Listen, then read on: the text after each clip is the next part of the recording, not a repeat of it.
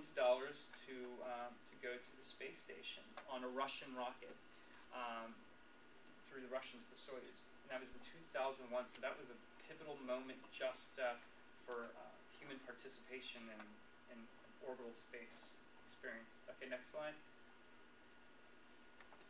2001, 2009 is kind of when true space tourism, the human space experience through a non-government sponsor really happens. You've got Mark Shuttleworth, who's a computer entrepreneur from South Africa. So you have this international flavor, which is also very important, that you have like the Russians doing the lifting. You've got Dennis Tito on the West Coast. You've got Mark Shuttleworth. I don't know when was his flight compared to Tito's? Was it 1 year, almost to the day wow. after Tito. Yeah. Gregory Olson, who is an entrepreneur and scientist, I think out of the New Jersey area. He went, and a lot of them have, at least I think Mark Shuttleworth and Gregory Olson for the top row have come back to do quite a bit of advocation for like getting kids and students involved with learning about science and inspiring them. And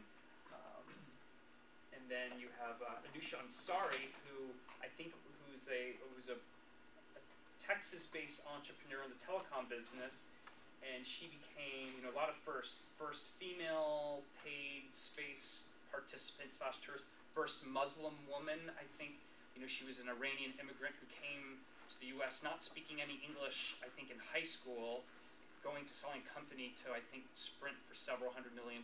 So, there's a lot of sort of real American type of themes here in terms of entrepreneurship, adventure, the pioneering spirit. You've got Charles Simonyi, who created two little things called Excel and Word. And so he also used to date Martha Stewart and is the only two-time space tourist to the space station. So I think he felt that his... let's just say he spent, we don't really know exactly how much he spent, but he probably spent between $35 and $45 million. So he's probably got a little less than $100 million invested in space. So if you aggregated all these people, I mean, you already have several $100 million in the space economy just right there. Granted, a lot of it probably went to the Russians, but if we want to start keeping it more money here or spreading it around globally, it's just something to think about. Then you have Richard Garriott here, which a lot of people know from the sort of Ultima video game series. I think Ultima. He's also a Texas-based video game designer, and he is the first child of an astronaut. His father, Owen Garriott, was on Skylab, right? And in the 70s, and then he became a computer expert, and supposedly spent almost all of his money to go to space, and then was like, well, I just have to make more money to go again.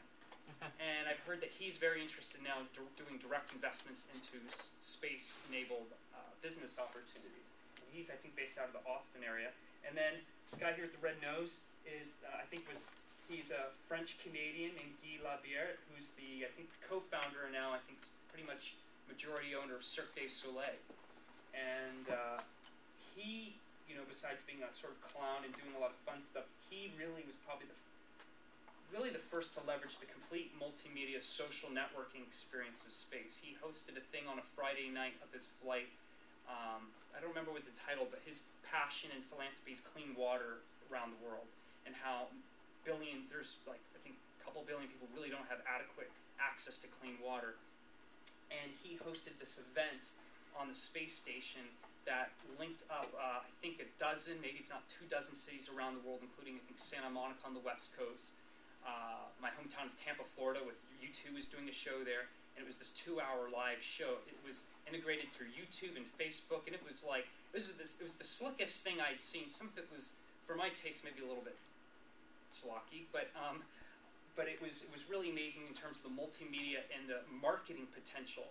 That he was very smart and hired a marketing company, intelligent, brilliant move, to just sort of see how many media impressions, and he gauged it from the time he launched his blog. They tracked all of it. And in the media impressions, just his flight carried was worth like several $100 million. Now, I don't know if he chose to monetize it all. I think he did have a way that you could donate to his foundation, which is called the One Drop Foundation or something like that. But it was really something that this wasn't just a self-indulgent activity. You could have really this being a rallying point over something that's water. You were going to need water in space, and people on Earth need clean water, so it was kind of interesting. And then this man, Richard Garriott, he proved something also kind of interesting. He underwrote part of the cost of his flight through taking other people's experiments. He wouldn't say how much, but he said it was in the millions of dollars. So whether it was $1 million or $30 million, I mean, if he was persuasive enough to maybe get the whole $35 million, I would say, you know, props to him. So that's probably going to be another business eventually in the suborbital market, will be the payload specialist, which might be somebody with the science background who will take care of the experiment if it needs some sort of hand-holding or human intervention to take to space, rather than somebody who's just going to go maybe on a suborbital space tourist or even joyride. And there's, I think, a group out of the Southwestern Research Institute or something that's recently been talking about that, and they have a good video on YouTube sort of discussing that potential new role. Next slide. So 2000, we're kind of in between this era is the Ansari X Prize.